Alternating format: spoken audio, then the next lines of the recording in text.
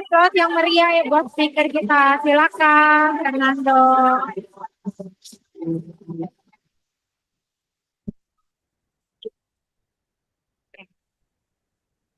Oke, silakan duduk. Kayaknya bangkunya tinggi banget sih. Nggak nyampe gue. Tega bener ya. Oke. Nah, biar kelihatan tinggi. Oh, iya, iya. Oke, mari silakan. Ya. Oh. Hah? Iya, iya kayaknya enakan pendek aja ya. Oke, ayo tuker ya.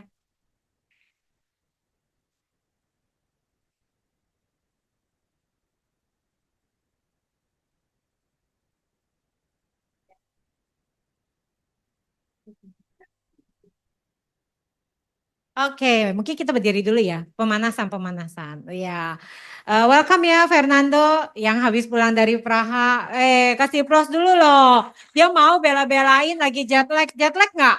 Udah langsung di sini aja mau sharing buat kita-kita. Jadi karena speakernya juga udah totalitas, berarti kita juga harus totalitas. Banyak bertanya ya, kalau nggak bertanya sesat di jalan nyesel loh. Karena yang ini nggak pakai GPS, di GPS nggak ketemu. Ya, di peta nggak ada tuh. Ya, silakan Bapak RT, Bu RT. Oke, Fernando, welcome ke MG ya kan. Pertama-tama hari ini sesi kita udah dijelasin ya. Kita cuma mau tanya jawab sama talk show. Mungkin pertama-tama Fernando boleh cerita tentang backgroundnya sebelum join di Pru, bisnisnya apa aja, ngerjainnya apa aja. Ya, silakan. Oke, sebelumnya semangat pagi semua and this together. Pagi. Oke, thank you ya buat owner di tempat ini yang WA saya masih di pesawat, Ko Edison dan Ko Acong ya. Thank you juga, nggak tahu saya Bro Aan yang ngundang juga. Yang mana, nggak tahu juga, thank you kesempatannya. Oke, perkenalkan nama saya Fernando, karena saya percaya orang bilang tak kenal tak maka tak sayang. Udah kenal pun belum tentu sayang ya. Oke, saya disclaimer dulu Ci, bahwa saya itu twins, saya kembar. Jadi teman-teman kalau misalnya ketemu saya nanti di luaran nyapa saya lalu dia nggak feedback kalian, percayalah bukan saya. Nanti ini sombong nih orang nih, sombong nih orang nih. Karena Ko Frans Adi Putra juga tahu kami anaknya satu sekolah bareng. Mirip gak kok? Mirip ya. Jadi teman-teman nanti kalau ketemu di luar, Nando dia cuekin, percayalah ya. Itu bukan saya. Sombong. Percaya dulu ya. Jadi saya disclaimer dulu nanti kalau di luar ketemu, waduh ini orang sombong banget nih baru speaker. Jangan-jangan abis ini ke mall, ketemu manggil lagi ya. Lalu dia nggak sapa segala macam ya. Oke, itu perkenalan singkat dari saya. Eh Background saya sebelum saya join di bisnis prudensial itu adalah di mana waktu SMA saya langsung ngelamar di sebuah perusahaan. Teman-teman tahu ya, di mana kalau misalnya anak SMA di bulan Juni ada event apa yang paling besar? PRJ. Kita juga akan ada event PRJ. Nah, di mana waktu itu saya nggak mau yang namanya lulus sekolah tuh langsung diem aja. Jadi gue aja ya kan masih muda ya. Jadi gue langsung ngelamar di sebuah perusahaan untuk jadi SPB. Gue kasih CV terbaik gue dan foto terganteng gue. Yang itu kan diperlukan. Ya kan gue nggak ada kasih dia punya nilai segala macam karena gue masih fresh graduate. Nggak ada ijazah dan lain-lain. Jadi gue lamar pakai CV doang sama foto. Lamar di sebuah perusahaan di dekat Sarinah. Bosnya marah loh, gebrak meja. Dia bilang, kamu pikir ini perusahaan apa? Kenapa lu cuma kasih CV sama foto lu? Saya jelasin bahwa Pak, saya di sini fresh graduate, saya belum lulus. Di benak gua yang namanya SPB lu cuma butuh itu, lu nggak butuh ijazah dan lain-lain. Ternyata dapat dari satu makelar dikirim ke sana, dia nggak butuh gua punya foto, dia butuh gua punya nilai. Nah singkat cerita akhirnya gue join di sana teman-teman dan gue diterima berdua, lamar berempat dengan koko kembar gue, diterima berdua. Halo Frans Benilo, ini saudara gue juga. Jadi enggak, kita di sini semua Kalimantan ya, kita semua saudara kok. Semua hanya nih, waduh. Cikanyin kata Ko Acong, Cikanyin ya. Jadi singkat cerita gue ngelamar di sana, gue diterima berempat sama engkau gue juga diterima, tapi engkau gue nggak mau. Jadi gue di sana sendiri. Dan teman-teman tahu pekerjaan yang gue lakukan adalah gue nggak bilang bahwa pekerjaan ini adalah pekerjaan yang hina sih, jujur enggak. Cuman kalau gue flashback ke belakang, gue mikir gini loh. Teman-teman pernah nggak sih lihat di luaran sana ada orang berpakaian rapi, celana bahan, kemeja, dasi, tapi di tengah jalan dia orang lagi jualan sel sebenarnya. Pernah gak sih lo orang lihat? Rapi banget, mereka harus rapi karena kantor gua tuh di daerah Sudirman, gua harus penampilan rapi. Tapi barang yang gue jual itu paling mahal tuh 100.000. Yang gue jual apa? Pernah teman-teman lihat orang berpakaian rapi tapi jual ban pinggang. Gue jualan ada miniatur fonten. Gue jual ada buku komik. Gue jual ada krayon. Dan itu gue jual semua door to door. Gue lagi pikir gini loh. Gue kan gak jelek-jelek banget ya. Tapi gue mau door to door jualan begituan. Gue gak habis pikir. Dan gak ada gaji. Komisi hanya 20% kalah sama prudensial 30% ya. Komisi cuma 20% dari barang cepet cek noban. Kalau misalnya lu nggak jualan berarti lu nggak dapet apapun. Gue jalan itu selama mau setahun. Dan selama setahun itu akhirnya gue hengkang kaki. Kenapa? Ada satu bos gue, ya big boss gue orang Malaysia. Agak selek sama gue. Karena timnya dia sama kayak kali ini join fieldwork. Dia titip ke gue. Lalu saat itu gue lagi orderan lagi banyak. Gue agak tinggalin dia. Nah, dia agak marah-marah. Jadi gue merasa nggak cocok juga. Jadi gue hangout. Nah menariknya gini loh. Gue pikir mencari kerja di kota besar ini susah. Ternyata gampang banget. Gampang banget.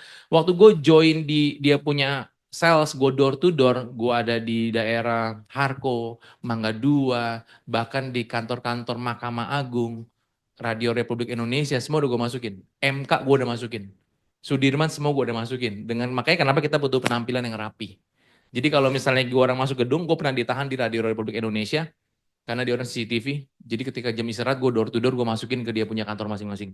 Halo saya Nando dari Nene Advertising, boleh sih minta waktunya untuk bagi brosur aja. Jadi gue selalu ketika kita udah ada name tag, gue udah tahu nih Enrich Together misalnya di lantai ini. Siang mau kemana? Mau ke Enrich Together lantai 53. Dia kasih gue bisa jalan keliling. Tapi biasa orang-orang karyawan di sana udah telepon, nih ada sales nih, ada sales, ada sales. Jadi gue kucing-kucingan sama satpam. Dan gue ditahan di RRI. Cius ini. Gue ke MK udah pernah, bukan kerja, jadi sales. Gue ke KY udah pernah, komisi yudisial, gue udah pernah semua. Karena kita tiap kali ada bagian. Kalau jalan di Kelapa Gading tuh, banyak ruko, itu udah makanan gue juga. Nah singkat cerita gue dapet di Glodok. Di Glodok itu, engkau bilang begini, Nando kamu ngapain kerja kayak begini, mendingan kamu ikut saya. Jadi apa? Sales networking, gue jual kabel kayak gini nih, kabel Belden segala macam. Pokoknya gue diminta dia jual kayak router segala macam. Tapi dia minta gue nggak boleh akses di satu toko. Di Glodok itu nggak boleh pegang. Jadi ada beberapa area gue nggak boleh pegang. Gue sih nggak tahu. Tapi dia suruh gue pergi jauh-jauh. Dia kayaknya mau gue buka lahan. Nah setiap kali gue mau buka lahan dia selalu ini nggak boleh, itu nggak boleh, ini nggak boleh. Tapi gue ngelamar di sana nggak perlu ijazah. Gue datang kok, masih inget kok. Oh iya kamu Nando kan segala macem. Kok saya udah nggak kerja di sana. Kok masih terima karyawan. Oh masuk, besok masuk. Gampang, nggak pakai CV, nggak pakai foto alay, nggak pakai nilai, langsung kerja. Gue bertahan 3 bulan doang. Kenapa? Gontok-gontokan. Bosnya agak-agak kalkulatornya made in Jerman. Jadi gue susah banget. Dapat duitnya susah, bukan Cina lagi, Jerman. Susah banget. Jadi singkat cerita teman-teman, gue pikir gini, kerja susah juga kan ya. Akhirnya selama 3 bulan itu gue waktu di Harko, gue ketemu dengan Ko Agus, Ko Frans kenal ya. Itu gue punya pendeta di gereja gue. Gue ketemu dia ngajakin gue join untuk ngajar. Ngajar. Dan teman-teman tahu gue SMP calon naik kelas. Sebenarnya gue ada screenshotnya, gue lupa kasih. Gue SMP 1 calon naik kelas. Matematika gue 4, kalau nggak 5. Inggris gue 4, 5. Fisika gue 4, 5. Gue disuruh ngajar anak SMP. Gue lagi pikir, ini gimana yang salah gue apa dia ya. Dia nggak minta gue nilai, jujur dia nggak minta gue nilai. Ko Agus nggak minta gue nilai, dia cuma bilang, Nando mau ngajar. Mindset gue SD. SD kan lu nggak perlu pintar-pintar banget lah ya. Ini gue kekencengan atau gimana? Gue kesini ya. Ah, Oke. Jadi gue waktu disuruh ngajar SMP, itu murid gue pertama kali gue lupa 3 apa 4 orang. 3 apa 4 orang, gue ngajar SMP 1. Gue iyain. Gue iyain. Tapi selalu ketika gue ngajar, gue disclaimer. Kenapa? Gue tahu kapasitas otak gue. Ya 45, mat gue, Inggris gue, fisika gue 45, kan SMP butuh itu. Nggak mungkin dia datang butuh belajar bahasa Indonesia, nggak mungkin. Dia butuh belajar IPS, nggak mungkin. Dia akan di rumah belajar sendiri. Jadi akhirnya waktu gue ngajar, teman-teman, gue bingung. Selama gue ngajar dalam 1 bulan, 4 jadi 12 murid. Gue lagi mikir lagi, begitu hebatnya gue mengelabui para murid. Ya kan? Begitu gue hebatnya mengelabui para murid. Dari 4 jadi 12. Tapi memang income gue di sana gitu-gitu aja. Nggak ada penambahan, ya kan. Akhirnya gue pikir gini, apakah gue punya talent di bidang ngajar? Gue nggak tahu. Gue coba akhirnya gue buka sendiri. Gue bilang ke Ko Agus, tetap gue masih join di sana, tapi gue buka. Dan gue nggak akan sentuh dia punya market murid-murid di sana. Jadi akhirnya gue coba buka sendiri dengan 1 orang. Dengan 1 orang. Itu anak komsel gue mulai dari 1 orang. Dan jujur gue bandrol harga gue tuh bukan murah lagi. Udah murahan. Sebulan mau peceng, seminggu 5 kali, setiap ketemu 2 jam. Orang bilang lu gila, gak apa-apa. Gue mulai dengan itu dulu 1 orang. Nyokap gue sama bilang, lu buang waktu. Lu buang waktu. Gue cuma bilang, mak gak apa-apa, mungkin 1 bisa jadi 10, karena gue melihat track record gue 4 jadi 12. Mungkin gue bisa ngelabuhi para orang tua lagi. Mungkin.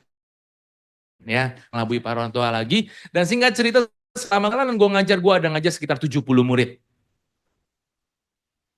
Ya boleh tepuk tangan lah. Gue ada ngajar akhirnya gue buka sebuah tempat les lembaga, gue ngajar 70 murid termasuk saudara kita si Abuy, si Ooy juga ngajar sama les sama gue. Jadi itu semua gue ngajar 70 menit. Gue rekrut, gue punya guru-guru. Ah, kenapa? Ooy gue jawangin pasti. Oh datang, gue oke, tanda tangan closing masuk, ya kan. Masuk jadi murid gue. 70 murid gue ngajar selama 13 tahun.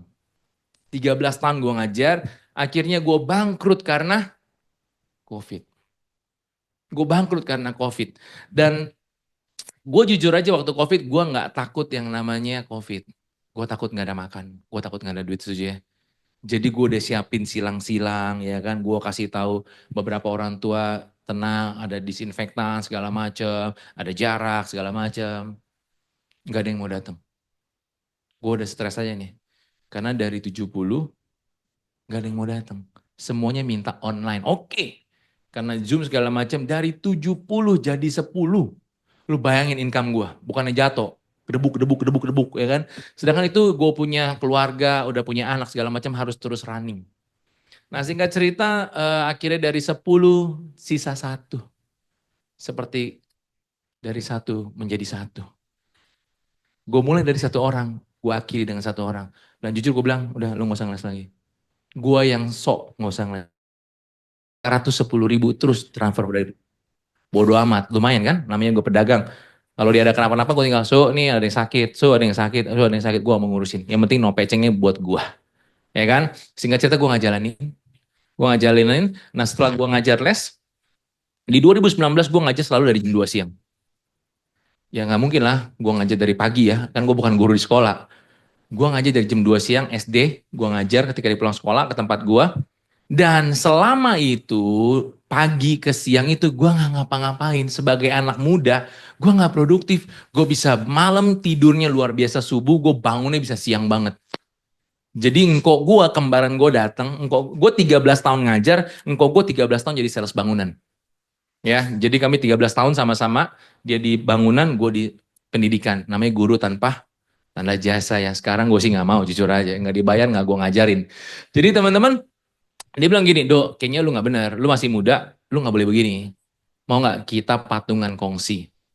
Akhirnya gue berempat buka distributor bangunan. Gue supply barang-barang ke toko-toko. Ya jadi toko-toko yang di daerah Jembatan 5, lalu di Jembatan Besi, itu gue supply. Barang-barang ke sana. Ya, singkat cerita di 2019 gue udah mulai distributor bangunan dan runningnya pertama lumayan.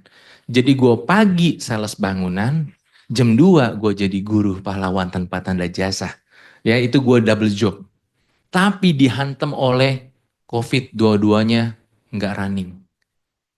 Nggak running dua-duanya. Gue nggak bisa keliling, orang takut gue, lalu gue nggak bisa jualan barang. Tapi untungnya COVID melanda, gue jualan masker.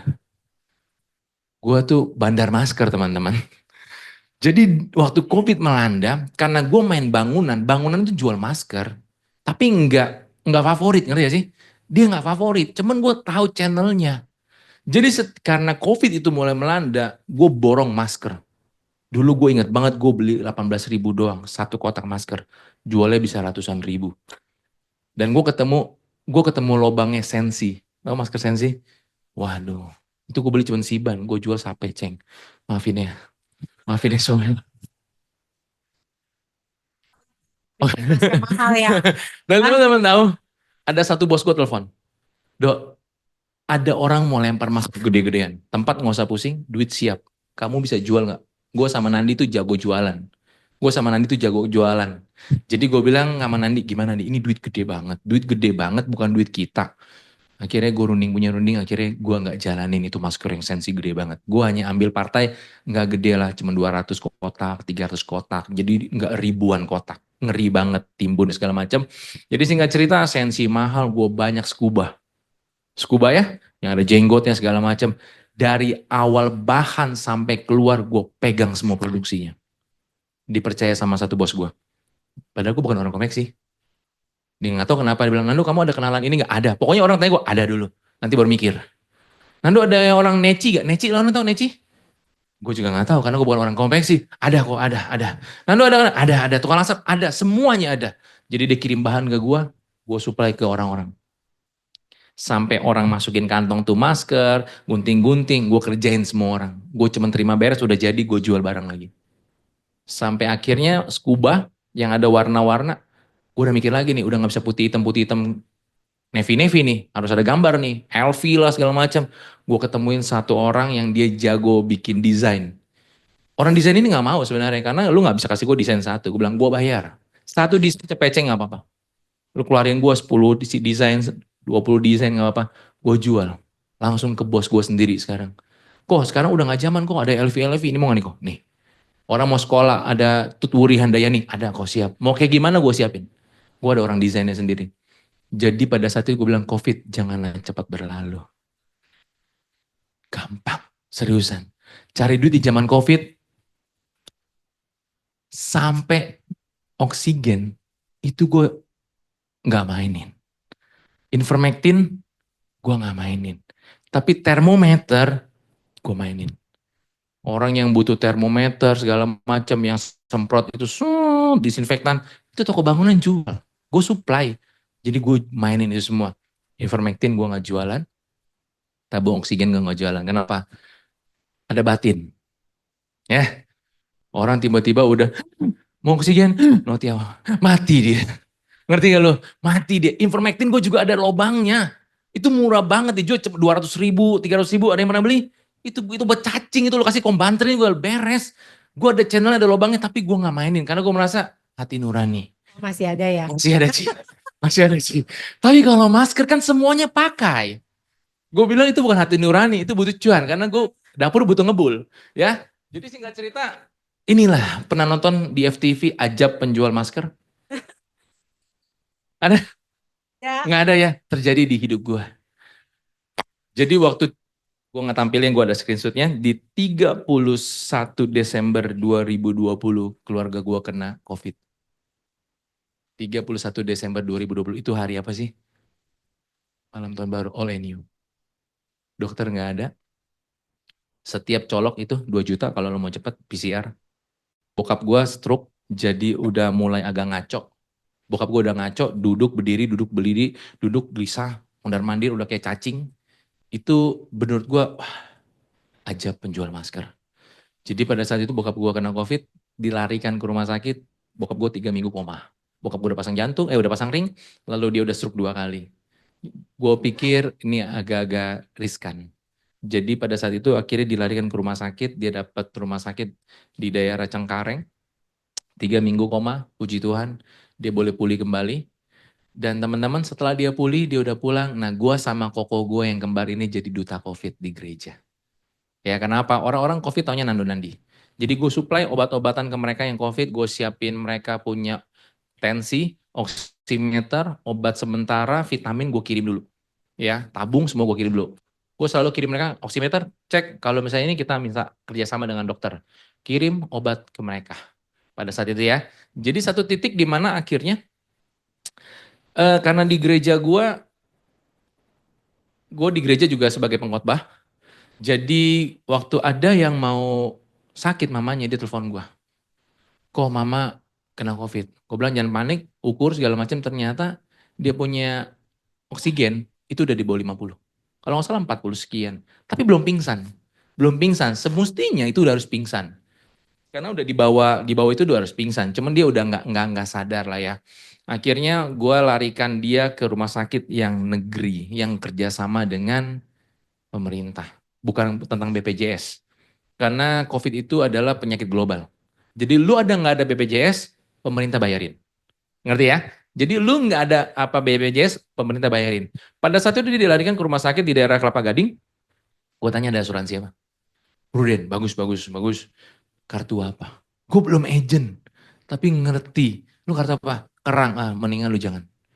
Lu pakai kartu kerang, bonyok. Nangis Bombay. Jadi mau nggak mau gue ajarin dia switch ke pemerintah punya. Singkat cerita, bokap gue ditusuk 3 minggu, masih terus positif. Dia baru dicolok 1 minggu, udah negatif. Kalau udah negatif artinya dia udah bukan COVID dong. Kalau bukan COVID artinya penanganan pengobatan lu antara 1 BPJS, 2 asuransi swasta, 3 kantong sendiri. BPJS nggak punya. Nggak punya BPJS. Lalu asuransi prudensial kartu kerang. Bayar sendiri, gue tahu keuangan mereka karena anaknya les di tempat gue. Jadi akhirnya mau nggak mau pilihannya adalah tetap dia pakai kartu Pro yang kerang. Singkat cerita waktu dia udah negatif, dia harus diisolasi karena oksigennya masih rendah. Bokap gue pakai Nasakanul. Kalau teman-teman nonton film Korea tahu di sini ya, yang selang itu 3 liter. Itu 3 liternya udah ngep. Dia 15 liter. Tahu yang tamu? Tahu ya? Pernah nonton ya? Itu 15 liter men. Jadi dia teleponan sama gue sambil nangis minta pulang. Alasannya apa? Nah di situ gue langsung terpukul itu. Gue sedih banget. Dia mintain gue doain, tapi dia minta pulang. Gue bingung. Dia pulang bisa begini, ya kan? Dia nggak pulang, begini juga. Tagihan. Oh itu udah pusing lah. Jadi singkat cerita ya udah akhirnya dia boleh pulang. Dengan gue ada screenshotnya dia WA gue juga dengan ada lumayan utang segala macem. Di saat itu gue datang ke gue punya pendeta, gue punya pastor. Gue bilang, kok gue pengen jadi agent insurance. Jadi gue menyerahkan diri ke pastor gue. Pastor gue bukan agent gue, bukan. Karena di gereja gue dulu ada orang yang main MLM, dia saranin jangan. Di mindset gue bahwa Prudential adalah MLM. Di mindset gue. Jadi gue harus datang dulu ke dia. Gue pikir ini MLM. Karena gue anti banget sama MLM. Teman-teman tahu yang ada satu namanya Goldnet yang jual koin emas? Ya, kita satu zaman berarti ya, masih satu linting ya. Engkok gue main sampai jual motor. Lalu teman-teman yang sama bilang, lu jangan lihat ya, nanti 2 tahun lagi di mobil kita parkiran ketapang kok. Itu mobil kita semua mewah. Pret, bangkrut lu. Gue gak pernah mau terjebak begitu-gituan, gue anti. Ya, dulu tuh di sekolah gue ketapang, zaman gue sekolah itu terkenal banget itu, Golkes itu. Terkenal banget. Sama yang ada double key. Tahu yang obat itu double key? Kekeling, lo kesebut deh. Ada? Yang jual itu klorofil. Kita satu zaman ya. Ada yang ikut segala macam. Kenapa sih? Oh pengedar kayaknya sih sini. Oh ditawarin ya. Jadi gue disuruh ikut itu, dia orang udah bilang, nih nanti nih kita 2 tahun lagi nih anak SMA mobilnya mewah. Beneran. Bangkrut. Nggak tahu kemana. Makanya mindset gue MLM, gue nggak mau. Gue pikir Prudential adalah MLM. Gue datang ke pastor gue bilang kok gue pengen jadi agent insurance. Why? Karena kasus itu. Berkaca dari teman di gereja, lalu kungkung gue meninggal karena COVID. Kenapa?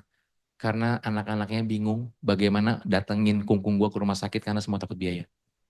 Lalu mertua gue meninggal juga karena COVID. Bukan ajab kali ya. Jangan ya. Jadi mertua gue meninggal karena COVID. Gak ada asuransi swasta. Dia dapat di jam 10 masuk ke rumah sakit salah satu. Rumah sakit di daerah pusat. Dari jam 10 pagi sampai jam 10 malam gak dia apa-apain. Gak dia apa-apain. Mertua gue cuma duduk di ICU. liatin orang lalu lalang. Pada saat itu mungkin menurut gue ya, menurut gue gak kenapa-napa sih. Panik aja, panik attack ngerti ya. Dapat kamar, langsung koma. Dapat kamar, langsung koma pasang ventilator. Dahsyat gue bilang cepet banget loh. Padahal dari jam 10 pagi sampai jam 10 malam, nggak ada apa-apa. Dia bisa lihat kita, karena kita nggak boleh masuk ya dia di ruangan situ. Dia masih duduk di kursi roda. Nggak ada bed, nggak ada. Kursi roda doang. Nah saat itu gue mulai plek. Bokap gue stroke, bokap gue jantung, nggak ada asuransi. Karena bokap gue benci akan asuransi, anti asuransi. Jadi rumah gue habis-habisan, bokap gue sakit habis-habisan karena itu. Nah karena akhirnya gue sadar, gue mau jadi agent insurance. Dan kata pendeta gue begini, Nando jadi agent insurance yang sukses. Kenapa? Ini sama dengan kita pemberitaan Injil. Menjadi kabar baik bagi banyak orang. Nah saat itulah gue memutuskan, I am agent prudential. Kasih plus dong, keren ya. Jadi itu awal mual asalnya gabung di Prudential Yes, atau belum? Karena gabung sih udah. Karena kalau agent kan masih ada. oke. Leadernya si Pak Masih Pendeta sama itu. PJP. Oh, Pak Pendeta itu. Bukan, Pak Oh, Pendeta itu mentor saya aja di oke. bidang kerohanian. Oh, berarti leadernya agennya Kokonya ya dulu ya. Gimana sih? Si siapa PJP itu dibilang saudara bukan saudara, tapi PJP itu pernah rekrut koko saya. Nah, Oh, koko saya itu kan serumah sama saya. Jadi ketika mereka training tuh di rumah. Jadi mereka training butuh papan tulis saya dipinjam seperti itu. Jadi saya kenal PJP itu dari sana. oke. Berarti sebenarnya berbisnis di awal itu gak enak juga ya. Bisnis konvensional tuh gak enak juga ya. Ada bangkrut-bangkrutnya, ada rugi-ruginya, ada nyetok barang nggak? Ada dong, Ci. Waktu di Prudential ada nyetok barang nggak? Nggak ada sih, Ci. Iya, keren ya Prudential nggak perlu nyetok barang. Oke, nah terus ini kan cerita kayaknya gampang banget ya. Tiba-tiba join jadi agent. Kita juga lagi berharap ya kita dilayakkan nih biar ketemu agent yang menawarkan diri. Gak usah kita yang BOP-BOP. Tiba-tiba datang, gue mau jadi agent dong. Ya kita berdoa sama-sama ya biar dapat yang kayak Nando. Cari di rumah sakit, Ci. Hah? Cari di rumah sakit. Cari di rumah sakit ya. Karena yang di rumah sakit jadi marketing rumah sakit. Oke, kan kita bicara gampangnya nih ya. Jadi agent kayaknya kamu gampang banget. Nah, waktu kamu pertama kali mulai, ya kan, pertama kali jalanin, ada nggak sih kayak suka dukanya tuh apa? Terus pernah nggak sih kepikiran, oh ternyata nggak segampang yang gua bayangin ya jadi agent gitu. Ya kan, mungkin bisa kasih penguatan buat teman-teman yang baru juga kan. Oke, teman-teman. Jujur aja, pertama kali gue join di insurance itu gue nggak ada kepikiran soal money. Nggak ada. Kenapa? Karena bagi gue, untuk pekerjaan gue, karena meskipun COVID, masker gue masih berjalan. Kenceng ya. Masker gue kenceng. Lalu bangunan gue stop, nggak bisa ke toko, tapi masih ada supply dikit-dikit. Kalau les, udah totali mati. Ya. Nah, yang menarik gini loh. Waktu gue jadi agen asuransi, di Prudential, kan gue waktu itu COVID udah mulai agak berkurang. Lalu gue udah mulai keliling ke toko bangunan. Ya, nah di satu toko bangunan ini gue datang, tokonya besar sekali di daerah Telegong. Gue ke sana, gue kaget cicinya nggak ada. Kok Cici mana? Cici kena COVID. Nah, karena gue udah tahu, gue belajar, ya kan pada saat itu gue memutuskan untuk jadi agent, gue di training sama gue punya leader. Gue udah tahu nih, waktu itu COVID, asuransi kasih rawat inap di rumah ya, bisa ya klaim ya, kalau nggak salah ya, obat dan segala macam isoman pribadi ya, jadi dibayarin. Gue tanya dia, Cece di mana? Cece di hotel, isoman pribadi. Oh pakai asuransi apa? Ada, pakai asuransi Allianz. Gue sebutin aja nggak apa-apa ya. Jadi waktu waktu dia pakai asuransi itu gue tanya dia, Cece ada isoman ini loh, program isoman. Dia nggak ngerti sama sekali. Nggak ngerti sama sekali karena agennya nggak ada. Ya, singkat cerita akhirnya ketika dia udah sembuh, dia butuh data anaknya di rumah sakit. Anaknya lagi sakit, hispopodia, itu seperti ada kelainan di alat kelamin dia, sorry. Jadi dia butuh data anaknya. Nggak ada yang bisa ke rumah sakit. Ya, pada saat itu gue menawarkan diri loh. Gue menawarkan diri untuk minta datanya.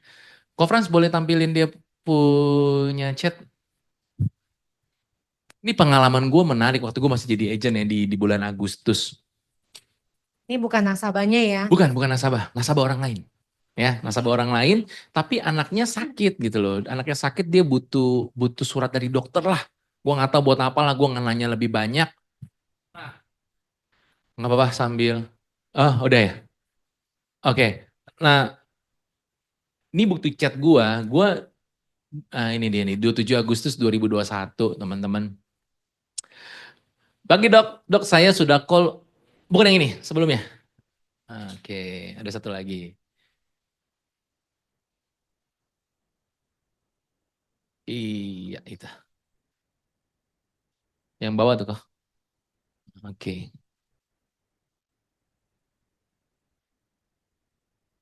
Gue kalau kesini nggak tau, merasa feel like home aja, banyak yang gue kenal ya.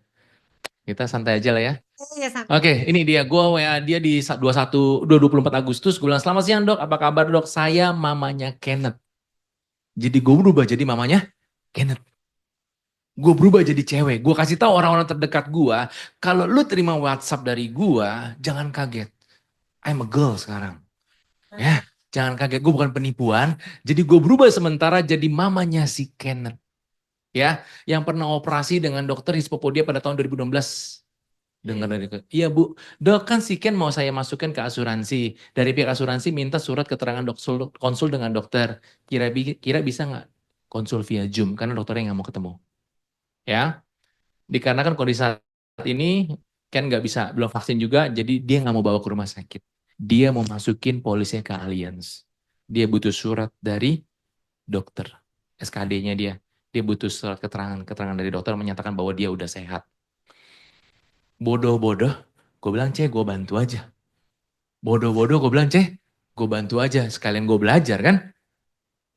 Dokternya sakit, gue minta lewat Zoom dikacangin. Gue tadi pikir gini, waktu lewat Zoom, gue sampai tanya loh, gue gak screenshot. Dok, kita bayar aja deh dok, gak apa-apa. Yang penting saya butuh data keterangan dia sehat aja. Ya, bodoh amat yang gak balas, singkat cerita, di next dia punya tanggal 27. Gue memberanikan diri, gue bilang gini, dok, saya sudah call untuk buat janji. Padahal gue belum buat janji. Belum, nggak berani gue. Dok, saya udah buat janji di hari ini, Senin, nanti yang akan ke sana adalah, I'm a boy. Pamannya. Angkelnya datang. Angkel dari mana? Nggak ada angkel-angkelan. Gue bilang pamannya akan datang bawa surat konsul. Untuk Ken sendiri saya tidak ikut sertakan. Jadi gue seperti Power Ranger. Datang ke rumah sakit nggak ngerti apa-apa, gue datang ke dokter itu. Dalam hati gue mampus kalau ditanya soal keluarganya. Ken udah yakin, gue gak bisa jawab deh pokoknya. Dokternya juga diem, udah tua segala macam. Singkat cerita surat itu dapat. Surat itu gue udah dipegang tangan gue kasih cecenya. Cecenya bilang apa? Dok, kasih kamu masukin ke prudensial aja. Wih, teman-teman tahu? Boleh tepuk tangan? Agent baru yang tadinya mindset gue gak ada kepikiran, jujur ya teman-teman. Kalau sekarang gue pikiran duitnya, jujur ada duitnya pasti. Gue suka dengan satu speaker, Ko Gencar, dia bilang gini, bahwa gue ketika dia prospek ya, mungkin ini juga bisa buat teman-teman, dia bilang gini, ketika gue prospek, gue akan jujur sama lo, bro, gue butuh duit lo, gue butuh komisi lo, tapi jauh dibanding komisi, ini bagus buat keluarga lo. Keren ya? Keren ya? Jadi gue pakai itu. Nah gue pikirnya dulu dalam mindset gue adalah cuman amal dan sosial. Amal dan sosial. Jadi ketika gue dapet surat ya gue kasih dia. Dia minta gue urus bukan cuman si Ken. Satu keluarga besar dia. Satu keluarga besar dia. Gue gak tahu berapa polis. Gue sampai bilang ke leader gue. Tinggi, berat badan, semuanya terbalik-terbalik. Kalau nggak salah, waktu itu ada 20-an case. Kalau nggak salah, gue mulai di bulan Agustus teman-teman. Di 2021 gue mulai start. Ini gue masih agent baru, belum ada nasabah. Nasabah satu sih ipar gue ya. Jadi gue mulai dari start ini 2021, Agustus, September, Oktober, November, Desember. Cuma 5 bulan gue promosi jadi AB pada saat itu. Ya, gue cuma mau bilang teman-teman, waktu gue datang ke orang-orang, satu yang gue tanamkan adalah niat dulu untuk berbuat baik. Komisi gue percaya gini loh, ketika lu lakukan yang terbaik bagi lu dan orang lain, Tuhan kita nggak buta kok.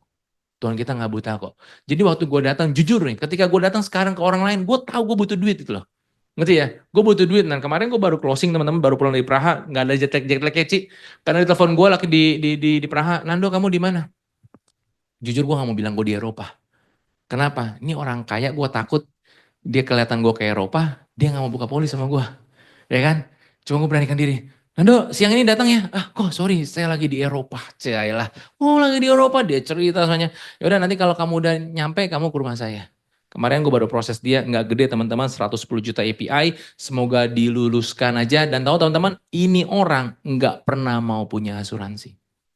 Nggak pernah mau. Udah pernah ditawarin sama engkau gue, zaman purbakala. Nggak mau, karena duitnya nggak ada serinya, jujur ya. Rumahnya aja lu main petak umpet hilang loh. Lu main petak umpet hilang, ya. Lu nggak bisa ketemu dia, apalagi main petak umpet barang. Tahun depan ketemunya. Jadi gede banget. Gede banget. Jadi gue ke sana, gue bilangin dia karena UP dia maksimal cuma 1,4 M. Karena dia ada riwayat yang lumayan. Semoga aja bisa ya. Jadi gue cuma masukin dia yang pas-pas aja. Nah teman-teman, gue selalu bilang ini, yang penting lu niat dulu aja. Lu niat dulu aja. Lu ketika lu berbuat baik dengan satu anggapan di diri lo. Gue agent baru memang, ini gue agent baru. Gue ngisinya aja nih tinggi, badan, berat badan itu 20 bulan polisi itu kebalik-balik. Dan mulai dari 2021-2027 ini, selama 5 bulan, gue gak tahu teman-teman. Semuanya teman baik gue yang tadinya nolak gue, minta gue datang untuk jelasin asuransi lo. Gue udah tawarin, karena di circle kita kan dibilang ya, ring 1, ring 1. Boleh tanya Bui, ring 1 kita mana ada lagi Bui? Leader gue aja nasabahnya dia. Keluarga gue, nasabahnya dia. Keluarga besar gue, nasabahnya dia. Bui mungkin tahu. Gue gak tahu Bui juga dulu nasabah dia, jangan-jangan. Hampir. Jadi lu pikirin deh, lu mau prospek siapa? Ngerti ya? Bingung gue. Keluarga besar gue udah diembat sama dia. Udah diembat. Nah gue coba ke teman baik gue. Teman baik gue gak mau buka asuransi. Bayangin lu, teman baik, Hopeng. Yang udah ngomongnya, tanda tangan lo. Gak mau. Tapi waktu gue dapet piala di kantor, gue posting di sosmed, dia telepon gue datang ke rumah dia. Teman tahu teman-teman, waktu gue datang, dia tanya gue, dok, bukan gue asuransi, satu keluarga, 5 orang. Enggak sampai di sana. Gue udah di sana, sama kejadiannya tinggi, berat badan semua ngaco. Ya, dia minta tahunan, gue kasih bulanan, dia bulanan, gue kasih tahunan. Pusing pada saat itu, gue udah mabok. Dia telepon teman-temannya datang. Datang nih, ada teman baik gue datang. Dia kumpulin teman-teman dia yang gue kenal. Bukan asuransi. Bukan asuransi. Gampang banget dalam hati gue ya. Enak bener. Jadi Gue lu bilang gak ini. ada ngerasa susah-susah Gak ada ya? Ci, langsung. Waduh. Pada saat itu gue langsung, gue gak tahu baru 3 bulan gue udah langsung promosi pada saat itu. Secara API ya, gue udah promosi. Gue cuma mikir gini loh. Gue flashback, pertama niat baik dulu aja deh. Sebagai agent insurance yang awal-awal, lu niat baik dulu aja. Gue tahu kita butuh income sekarang Ci. Sekarang mindset gue udah berubah. Nggak ada sisi amal, nggak ada juga, ada tapi nggak full amal, bukan. Gue selalu pegang yang kau gencar ngomong. Ketika gue ngomong sama orang-orang dekat gue nih, gue akan bilang dia, gue tahu ini lu kasih gue komisi kok. Gue tahu lu ketika gue closing lu bayar gue komisi. Gue sangat tahu. Tapi lu percaya nggak? Di luar komisi ada yang lebih penting, keluarga lu yang lu beli ini. Wah itu gue bilang keren banget. Jadi gue pakai hari ini ke orang-orang dekat gue akan pakai jurus itu. Sama gue akan bilang begini juga teman-teman. Gue gak tahu aja pertanyaannya yang nyelak-nyelak yang Cici nanti sortir aja lah. Karena kita kopeng, cikanyin. Gue akan bilang Rumah begini. sendiri, rumah sendiri. Rumah sendiri. Gue akan bilang begini kalau ke teman-teman gue ya. Ini gue ada asuransi gini-gini bagus ya. Tapi lu kalau mau beli sama orang lain juga gak apa-apa loh. Tapi kalau lu mau beli orang lain, lu sih keterlaluan loh. Ngerti ya? Gue akan datang dengan orang lain, gue gak akan maksa, gue gak maksa. Lu boleh bandingin sama asuransi lain, bebas. Lu gak beli sama gue pun gak apa-apa, Ci. Tapi lu gak beli sama gue, lu sih keterlaluan loh, Ci. Sebenarnya itu udah narik loh. Dari pikiran kita itu udah narik loh. Kenapa dia suruh gue beli sama orang lain? Dan gue ngomongnya dengan kayak begini juga, bercanda. Kalau dia nanggapin serius, emang gue mau serius sebenarnya. Cuman ada gue, bercanda. Gue selalu datang dengan kayak gitu.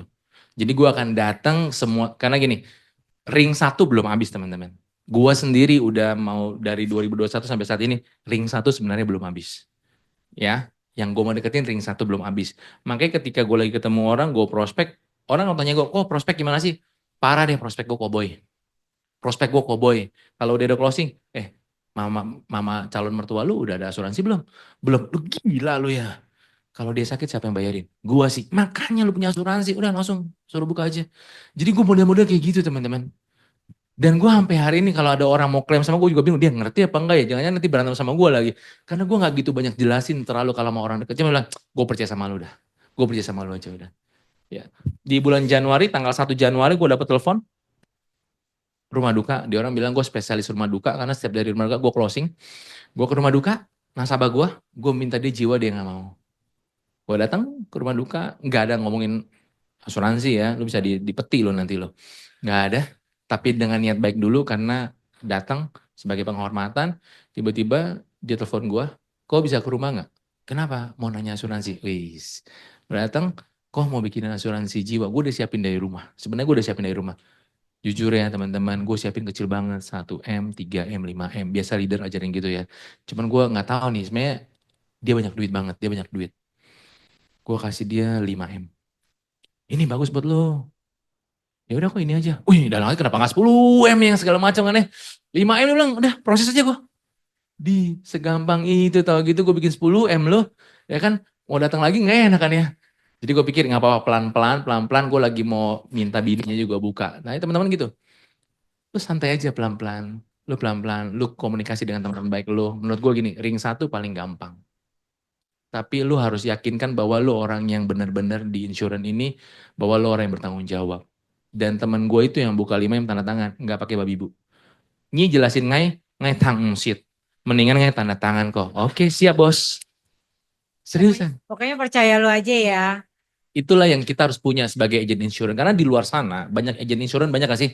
Banyak. Tapi nggak ada yang seperti lo orang yang punya capable yang bertanggung jawab itu loh. Ya itu aja Ci. Udah boleh pulang Ci? Belum, ye. Jangan ini ya, jangan makan gaji buta ya. Sorry, sorry. Oke. Keren ya teman-teman ya. Jadi agent gampang, dapat nasabah gampang. Jadi kalau mau cari yang susah-susahnya nggak ada di dia. Biarpun ada, gak usah cerita lah ya. Ya. Kita ceritanya yang enak-enaknya aja. Tapi Nando ngerasa nggak sih setelah berjalan sekian lama ya dari pertama kali jadi agent sampai hari ini dengan prestasi yang ada, susahnya udah nggak kelihatan. Susahnya udah nggak ngerasain. Ya, Masa ya. kita prospek, ya jujur aja lah ya, nggak mungkin semuanya yang kita prospek pasti terima kita, ya kan, pasti tanda tangan. Tapi berjalannya waktu udah kayak biasa aja kali, gitu nggak sih? Ya, ya. Lebih ke ya gue datang niat baik aja. Kalau lu mau dengar bagus, nggak dengar ya nggak apa-apa, nggak ada ruginya juga buat gua. Gue selalu tanya nggak ada ruginya buat gua. Dulu baper. Dulu waktu saya prospek Ci, kalau lu nggak tanda tangan, lu katakan iya apa tidak, gua nggak akan geser ke lu. Ngerti ya? Jadi kalau gue lagi prospek ke Cici, Cici harus jawab, iya iya enggak, jangan gantungin. Emang saya cowok murahan, jangan. Waktu saya tembak Cici, Cici jawab yes, no. Kalau lu bilang no, gue baru geser. Kalau lu nggak bilang no no no no no no no lu gantung gua nggak bisa move on karena aku adalah pria yang setia. Gagal move on terus dong ya. Tapi sekarang udah nggak begitu. Lu nggak bodoh amat, masih banyak orang yang menanti gua gitu. Mindsetnya udah lebih beda ya, udah beda. Tapi bener loh, pertanyaannya habis. Habis kan sih udah bilang tinggal pulang. Gue lagi cari-cari, aduh gue mau nanya apa lagi ya, kayaknya udah paket hemat nih. Oke teman-teman, enggak masih ada kok. Kita boleh buka pertanyaan dulu ya, mungkin 2 pertanyaan deh, biar ada interaksi. Ayo siapa yang mau nanya? Rugi loh nggak nanya. Iya nggak nanya nggak ke Amsterdam loh. Enggak loh Ci, saya kalau ngajar nggak ada yang nanya loh Ci, seriusan. Saya 13 tahun ngajar, ada yang mau nanya? Semuanya nggak ada karena saya ngajar clear dan saya percaya ini nggak ada yang nanya kok. Thank you. Ada teman-teman bener rugi kalau nggak ditanya. Nanti aja Ci, di lapangan badminton kita ngobrol ya. Cikanya nih ini. Ayo teman-teman. Eh, Akhirnya ada kan? Tadi kan, halo dulu deh. Halo, saya Yohan. halo Ci. Tadi kan Nando cerita soal pengalaman jadi agent, selling kayak gitu. Terus pasti kan sekarang kan udah punya tim, rekrut. Eh, Ya ada pengalaman yang susah-susahnya nggak kan nggak mungkin semua yang di bawah kita tuh punya pengalaman yang sama kan. Kalau misalnya waktu Nando memulai kayaknya kan dapat anugerah tuh dari Tuhan gitu. Nah waktu agentnya kesulitan, gimana caranya bisa tetap ngebantu atau nggak cara maintainnya gitu. Thank you. Thank you Ci. Teman-teman, jujur saya juga sekarang lagi mulai bangun tim ya. Saya lagi ada proyeksi satu tim juga mau jadi AAB. Cuman teman-teman sekarang di mindset saya adalah gini, yang tua jadikan omset, yang muda jadikan aset. Ya, yang tua jadikan omset, yang muda jadikan aset. Udah tua lu ajarin prospek, lu nya juga gedek. Ya kan, jadiin omset aja. Nah dari orang tuanya anaknya kita jadiin aset. Biasa gue begitu. Ya, nah kesulitannya zaman sekarang gue selalu mau rekrut yang anak-anak Gen Z. Mau yang muda, nyambung dan segala macam. Dan repotnya begini loh.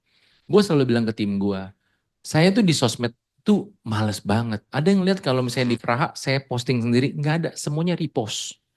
Nggak ada gue posting sendiri, alay, nggak ada. Buat ini TikTok segala macam. Ada bilang, ih Nando hebat ya buat TikTok. Gue nggak buat, gue repost. Gue repost. Dan selama ini gue jadi agent insurance, tidak ada di sosial media yang chat gue. Boleh minta ketemu nggak? Jelasin asuransi, nggak ada. Gue merasa gue gak ada kekuatan di sana. Gak tahu kenapa. Agent gue baru ikut gue, baru ikut ke kantor. Posting. Kamu di asuransi ya? Kamu di asuransi ya? Berkali-kali. Gue sampai bilang, gila nih dua tim gue. Baru post ditanyain. Baru post ditanya. Padahal orang yang gue kenal loh. Orang yang repost dia, gue kenal orangnya siapa. Tapi dia gak chat gue. Padahal dalam kata gini, prestasi-prestasian gue. Lu gak lihat tuh di Praha gue udah sampai lebay alay begitu, repost mulu. Tapi gak ada di chat gue. Gue cuma bilang gini, lu udah tahu kekuatan lu di sana. Post lah. Nah kesulitannya nih anak-anak muda, gue gak tahu kenapa. Tinggal post aja leletnya. Ya gemes. Gemes. Rasanya pengen gue pencet tuh handphone. Lu post. Kenapa? Lu ada kekuatan di sana. Lu bikin lah branding. Malahan kita orang bikin satu komunitas. Karena tim kita adalah yang lemot-lemot, yang lama-lama nih. Minggu gua tag langsung. Naskah dari kita, edit dari kita. Tugasnya cuma apa? Kirim ke lu punya feed. Gampang ya? Itu pun masih lama. Jujur, itu masih lama. Cuman teman-teman gue belajar seni leadership itu kan seperti parenting. Ya, kita nggak bisa seperti gini loh. Waktu gue jadi agent leader gue, nurut, iya su. Dia ngomong apa, gue lakukan. Dia ngomong apa, gue lakukan. Sebelum gue prospek, gue tanya dia. Sekarang udah beda. Kita ngomong apa, iya kok. Tahun depan baru dipencet. Iya kok, bulan depan. Iya kok, 3 minggu lagi. Gue nggak ngerti. Jujur aja gue nggak ngerti. Tapi kalau gue push terus di mereka generasi begitu akan sulit, akan mental juga. Gue pelan-pelan masuknya. Gue akan pelan-pelan masuk, gue akan bilang, kemarin postingan lu bagus loh. Kan gue akan lihat Instagram dia orang. Karena tiap minggu kita ada ketemu. Banyak yang like, banyak ini. Coba lu komen. Coba lu chat. Dan satu, gue punya tim dahsyat banget. IG-nya nggak tahu. Padahal cuma post lagi di kantor doang. Foto kantor doang. Ada yang nanya. Ada yang gue bilang gimana kalau lu ke Bali nanti. Pasti lu promosi gue bilang. Jadi gue pendekatan ke mereka tuh pelan-pelan sih memang Ci. Dengan generasi-generasi mereka ya. Nggak kayak kita gitu deh. Kerja cepet, gergetan, cucut, beres, santai. Dia ampun. Bisa 2 minggu. Gue bilang, ini bagus nih, lu udah closing ya. Polis sudah terbit. Capture itu aja. Dia mau rekrut. Kok rekrut gimana? Gue rekrut pakai gue punya income. Gue nggak ada NBO lah dari mabok orang. Muntah. Gue cuma pakai income gue. Nih income gue segini. Lu mau tau caranya? Gampang banget. Ke kantor aja. Gue jelasin lu. Dia baru ikut gue 2 bulan, income-nya udah 6 juta. Gila kan, gue bilang lu kalau mau rekrut lu pakai ini, teman kantor lu bisa blok matanya turun. Enggak dilakukan sih, enggak dilakukan. Gue juga bingung gimana caranya, masa gue curi proof force, ada sih kodenya, nanti gue curi aja Ci. Ci semoga gak kejawab. Oke. Jawab nggak? Kalau nggak kejawab, korek lagi aja. Ya Ci, gak nyambung Ci kita Ci. Oke. Jadi sebenarnya teman-teman, kalau menurut Nando tadi ya, apa yang bisa kita, maksudnya apa yang menjadi kekuatan kita, ya udah kita pakai aja, ya. Kayak tadi aku dengerin Nando cerita cara dia selling juga, kayak simple aja, simple like that. Cuma, lu punya asuransi nggak? Jadi sebenarnya modalnya cuma kita berani ngomong atau enggak, ya. Sama ngerekrut juga gitu ya. Banyak cara yang bisa bikin kita tuh pendekatan sama calon prospekannya kita. Nah, terus tergantung teman-teman mau pakai atau enggak, ya kan? Terus apa lagi nih Nando? Nanya lagi dong. Input saya sih teman-teman buka komunitas. Kalian jago di mana buka komunitas. Saya tahu di sini kan semua pada jago badminton ya. Saya jujur teman-teman, saya kalau ke lapangan, saya nggak mau main di lapangan itu terus. Kenapa? Komunitas itu terus, buat apa? Ya kan lu jago di situ nggak ada omset juga istilahnya. Gue akan pindah ke komunitas lain. Lu tanya gue, istri gue sampai bingung. Jadwal bulu tangkis gue nggak tahu. Pokoknya ada di mana lapangan, gue pasti di sana. Nggak ada kerjaan, gue nongkrong di Kerendang. Nggak ada kerjaan, gue nongkrong di Royal. Gue nongkrong dimanapun, bawa tas aja. Istilah gini loh, sorry ya, gue kan bisa main badminton, ya kan. Orang ngajakin gue, Nando, iya, iya, ayo kau main, kau main, kau main, kau.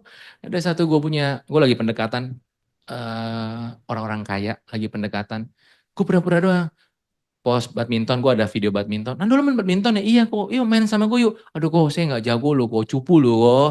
Ini mah semua levelnya intermediate. Wah dalam hati gue jago-jago juga nih, enak nih. Ya kan, kalau jago main kan enak nih.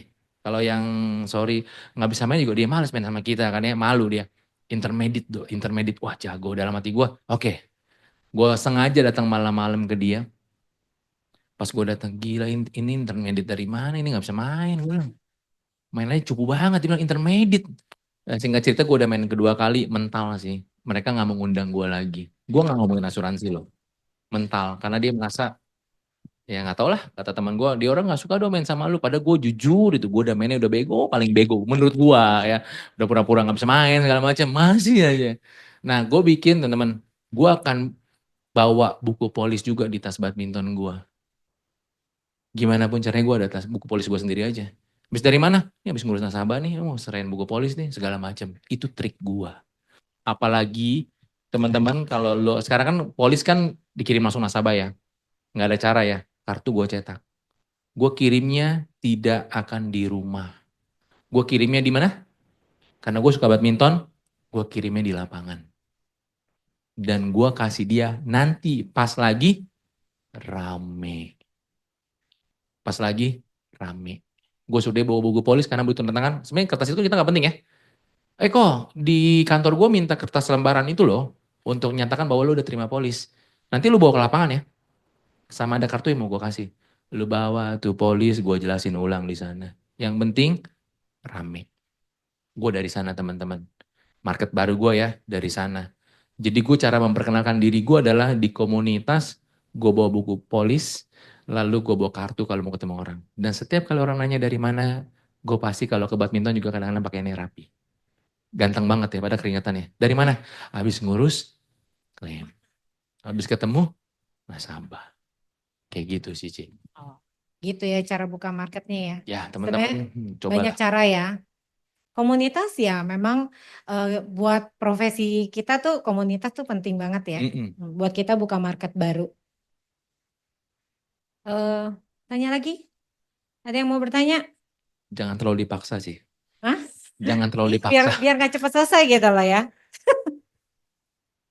Terus Nando dulu udah bisnis sana sini gitu kan, punya les sendiri, punya toko material. Terus sekarang semua ditutup ya kan? Ya sebenarnya tutupnya juga terpaksa sih ya karena COVID ya. Nah terus apa sih yang Nando lihat dari bisnis Prudential yang sampai bikin Nando tuh tetap stay sampai sekarang, yang terus bertumbuh dan ada ngelirik bisnis lain nggak sekarang? Belum, Ci. Ya jangan dulu ya. Oke, apa sih yang membuat kamu bertahan ngelihat bisnis Prudential itu seperti apa? Teman-teman bukan masalah cocok logi, tapi karena saya di bidang di keagamaan di gereja juga, saya ngeliat gini loh, satu hal yang gua suka dari bisnis Prudential gini loh. Saya nggak tahu di training, ini materi training sebenarnya. Tapi itu selalu gua pegang. Ada 3 misi cinta dari Prudential. Kalian tahu? 3 misi cinta. Kenapa gue lihat bisnis ini tuh wow banget. Menurut gue bisnis ini gak egois. 3 misi cinta yang pertama adalah, yang pertama, bantu nasabah. Lu bayangin aja loh, bisnis kita, dia punya misi cinta. Yang pertama adalah bantu nasabah. Yang kedua, bantu tim. Yang ketiga, diri sendiri terbantu. Keren ya? 3 misi cinta dari Prudential ini yang gue pegang, yang gue melihat gini loh. Nggak ada bisnis di luar sana tuh, yang mikirin orang dulu. Nggak ada yang mikirin tim dulu. gue selalu bilang gini, ketika tim kita sukses, siapa yang paling senang? Leadersnya bukan? Leadersnya kan? Gue jualan bahan bangunan teman-teman, barang yang gue jual laku. Ya, gue jual keran misalnya ke Cici. Gue besok balik, minggu depan gue balik, 2 bulan gue balik. Ci, barang lu udah habis nih. Barang lu jelek. Lu bayangin aja lu, barang jeleknya habis. Gimana barang gue bagus? Ngerti ya? Jadi persaingannya tuh luar biasa. Dan ke toko ini dia selalu bilang, barang gue jelek, barang gue jelek. Memang karena teman juga. Satu sekolah tuh ke France. Anaknya nanti kita bantai dia. Barang lu jelek, barang lu jelek, barang lu jelek. Karena hopeng banget, gak mau barang lu jelek. Padahal barang gue laku di tempat dia. Lu bayangin nih, kompetitor yang di luar sana, bisnis konvensional ngeliatnya kayak gitu. Tapi di kita, ketika tim lu sukses, siapa yang paling senang? Kita. Tim gue kemarin dapat yang bonus di bulan Februari. Teman-teman, gue aja kayaknya pengen nangis loh. Dia resign dari kantornya, memutuskan full time di sini. Sekarang income dia udah 2 digit dan bonus dia tuh 50-an ke atas loh. Lu happy gak sih? Lu happy banget. Di mana ada bisnis yang kayak begitu, gue tanya. Gak ada. Di luar sana semuanya adalah ngebunuh orang, ngebunuh orang, ngebunuh orang. Nah makanya gue bilang 3 misi cinta yang Prudential tawarin. Bantu nasabah, bantu tim, dan gue percaya gini. 2 yang kita udah lakukan. Misi ketiga, keluarga kita, diri kita, semuanya terbantu. Melalui ekonomi, melalui waktu dan sebagainya. Itu yang gue lihat dari bisnis ini, Ci. Keren ya Prudential ya. Kasih plus dong kalau keren. Makanya mulai udah dapat penguatan sekarang ya yang tadinya punya keraguan-raguan sama Prudential buang jauh-jauh deh. Tapi pribadi ya Prudential Chengli. Saya cuma bisa bilang Prudential Chengli. Ini udah mau di akhir-akhir ya. Udah mau selesai kok. Tenang. Boleh nggak ya? Oh ya satu dulu. Saya yang mau nanya. Ya kan? Kan di lapangan kita sering nih ya ketemu orang-orang yang agent-agent lain ya kan. Yang kayak tadi kan kamu bilang gue sengaja nih ngasih kartunya di depan orang banyak. Ya kan, biar dia tahu gue lagi ngasih kartu Prudential gitu. Emang lo nggak takut ada yang lain ngomongin, lu ngapain buka Prudential? Begini, begono gitu. Nah, menurut lo sendiri, gimana lo menghadapi persaingan insurance dari luar? Apa yang bisa menjadi penguatan lo? Sebelum ke pertanyaan terakhir ya. Oke, teman-teman di sini aja ya. Gue nggak tahu teman-teman nanti kembali ke leader masing-masing dia yang paling benar. Gue pribadi kalau gue lagi bangun tim gue nggak pernah mau bilang gini loh. Ketika lu ketemu orang, nih agent Allianz, pernah dengar ya? Gue nggak akan keluarin kata-kata itu. Sorry. Kenapa? Bagi gue nggak ada yang perlu dijelek-jelekin. Menurut gue sekali lagi, karena bagi gue semuanya bagus. Tapi yang paling bagus adalah diri lu. Enggak sih. Bagi gue gini loh. Ketika gue kalau ketemu nasabah misalnya, ketika lu jelek-jelekin produk dia, belum tentu dia seneng sama lu. Lalu ketika lu ke tim lu, gue pribadi ya terserah ya teman-teman kembali lagi ke leader. Gue tidak pernah sebut kata alliance. Karena bagi gue nggak ada faedahnya. Toh dia nggak ada salah sama kita. Emang ada salah sama Cici? Nggak ada. Ya kan? Orang-orangnya mungkin ada, orang-orang kita juga mungkin ada. Tapi bagi gue gini, gue selalu bilang gini, ketika lu jual insurance, gue akan bilang gini, lu nggak hanya jual merek asuransinya, Prudential, Sequis dan sebagainya, alias sebagainya. Yang lu jual adalah diri lu sendiri. Kalau diri lu layak, maka nasabah akan layak bagi lu. Itu yang gue tanamkan. Jadi setiap kali gue dibandingin pun sama orang lain, gue ada nggak? Ada. Nih yang gue lagi prospek kemarin yang closing sama gue, Nando, Sequis bagus loh. Kok bagus semua bagus kok. Karena saya pengen bilang kok sebenarnya kok mau ambil di mana pun boleh. Tapi kok kalau ambil dia sih keterlaluan loh kok. Kan kok udah kenal saya sampai lama loh. Dan sebenarnya kok selain kok beli insurance produknya, kok juga beli sama saya. Kan kok kenal saya. Kok kenal dia nggak? Enggak, itu sih kok. Gue akan mulai kayak begitu. Gue nggak perlu jelekin dia punya produk. Buat apa bagi gue nggak ada faedahnya. Bagi gue bahkan sebut kata aliens pun gue sebenarnya nggak suka. Jujurnya gue nggak suka. Bagi gue bodo amat. Dia mau apa kayak planet A, jet, gue gak pikirin. Yang penting guanya. Yang penting guanya. Gue mau menjadi agent insurance Prudential yang baik, yang jujur, yang tulus. Itu sih, Ci. Iya, thank you. Nah, boleh ya sebagai penutup, kasih dong tips buat teman-teman kita yang di sini, yang agent-agent baru, yang leader-leader baru, ya termasuk leader lama juga boleh. Apa yang mesti kita lakukan di 2025 supaya kita lebih bisa gaspol lagi nih? Oke, kau boleh tolong video ya sebagai penutup.